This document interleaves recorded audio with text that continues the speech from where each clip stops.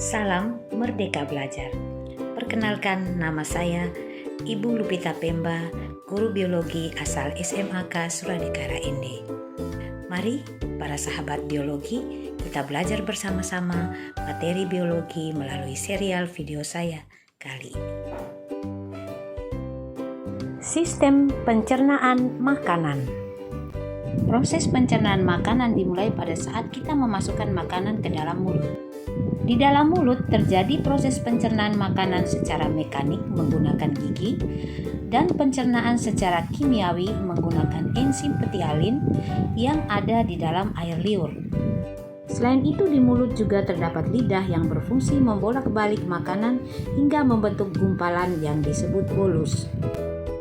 Setelah dari mulut, makanan akan melalui faring. Nah, ini merupakan pintu menuju tenggorokan dan kerongkongan. Pintu ini berfungsi agar makanan masuk ke kerongkongan atau esofagus dan tidak salah masuk ke dalam saluran pernapasan. Gerakan mendorong makanan ke lambung secara perlahan dari kerongkongan disebut sebagai gerakan peristaltik. Dari esofagus atau kerongkongan, makanan akan didorong masuk ke dalam lambung. Otot-otot yang terdapat pada kerongkongan akan berkontraksi menimbulkan gerakan seperti gelombang yang mendorong makanan menuju ke lambung. Di ujung kerongkongan terdapat otot sfinkter. Otot-otot yang berbentuk cincin yang berfungsi untuk mendorong makanan ke dalam lambung dan mencegah makanan kembali ke kerongkongan. Di dalam lambung terjadi proses pencernaan makanan secara kimiawi dan secara mekanik. Secara mekanik dibantu oleh otot-otot dinding lambung dan secara kimiawi dibantu oleh beberapa zat kimia seperti asam lambung, enzim pepsin, dan enzim renin. Enzim pepsin berfungsi untuk mencerna protein menjadi peptid. Selain itu juga terdapat HCl atau asam lambung yang berfungsi untuk membantu mencerna makanan dan membunuh kuman penyakit yang masuk bersama makanan.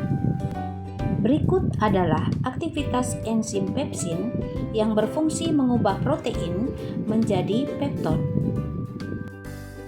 Selain itu, di lambung juga terdapat enzim renin yang berfungsi untuk mengubah kaseinogen di dalam susu menjadi kasein.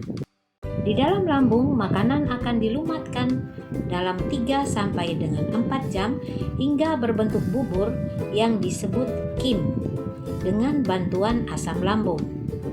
pH kim adalah pH asam. Setelah dari lambung, kim akan didorong masuk ke dalam usus halus, yaitu duodenum atau usus 12 jari, jejunum atau usus kosong, dan ileum atau usus penyerapan. Pencernaan lemak di usus halus dibantu oleh empedu yang dihasilkan oleh hati dan getah pankreas untuk membantu pencernaan protein.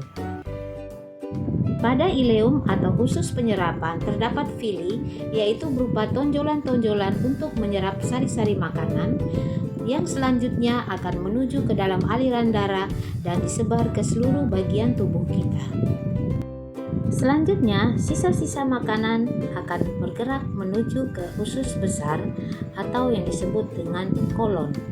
Di usus besar terjadi proses penyerapan air, pembentukan vitamin K, dan pembusukan sisa makanan menjadi feses dengan bantuan bakteri Escherichia coli.